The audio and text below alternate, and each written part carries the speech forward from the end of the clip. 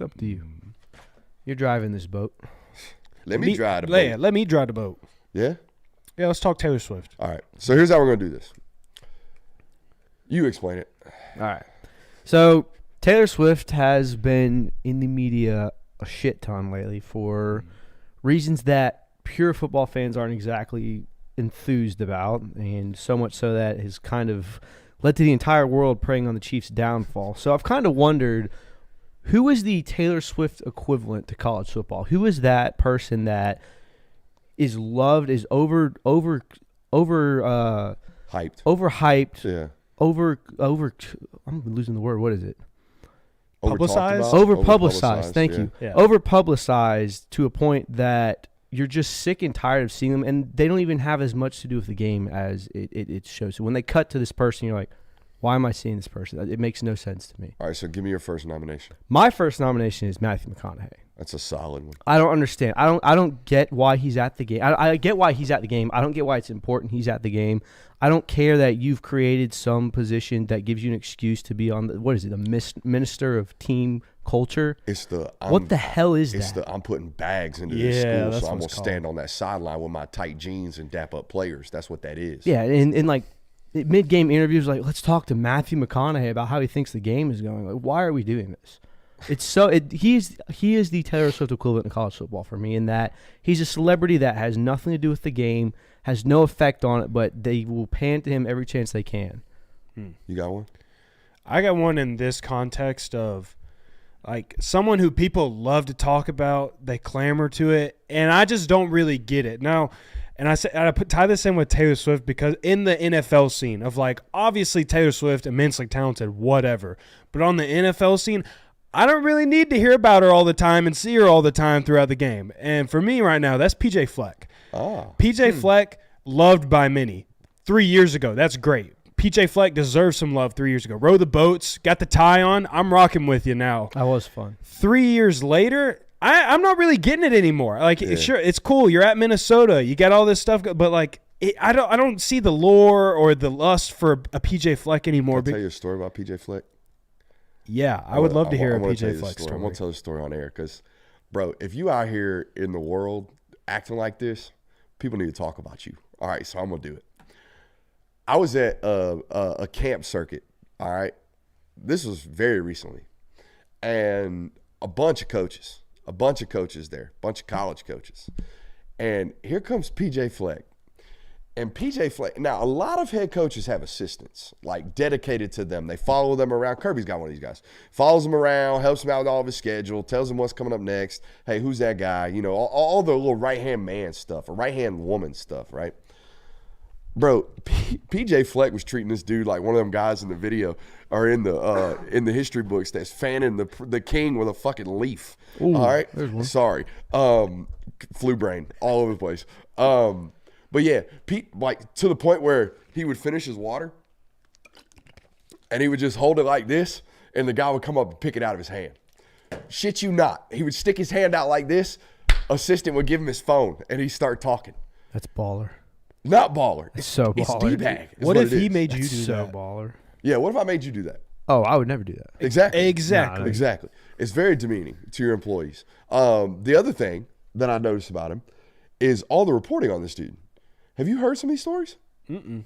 Bro, at Minnesota, when PJ Fleck walks in the room, the whole team has to stand up and give him a standing ovation.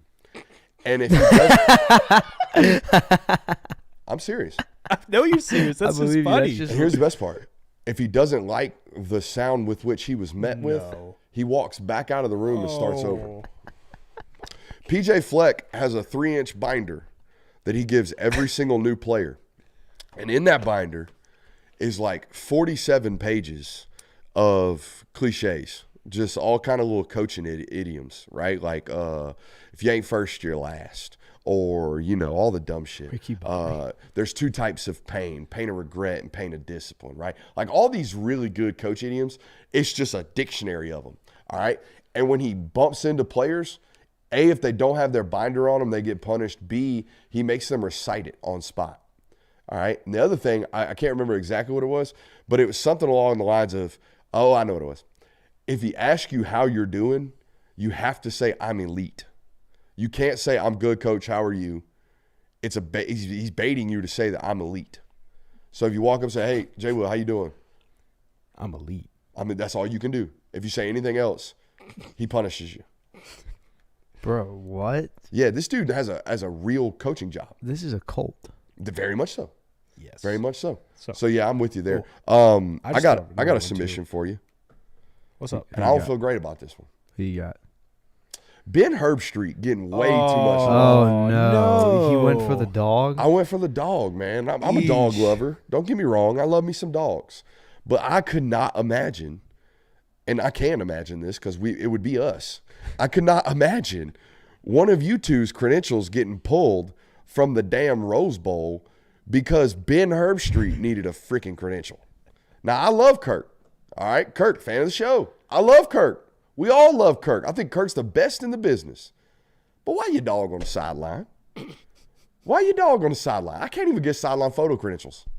And your damn dog got a credential around his neck. Can't get over it. And way too much TV time for Ben. Nah, dude, he's a cute dog. He is cute. He's dog. a good boy. I ain't even gonna lie to you. I don't manufacture a lot of takes. I manufactured that one. Yeah, I was going to say. I didn't feel like, good about Tough that blow one. for Ben, man. Dang. I didn't feel the passion behind Yeah, I got it. a real one though. It's the antithesis of this, right? Taylor gets way too much love, right? Way too much love, way too much attention, way too much talking about this.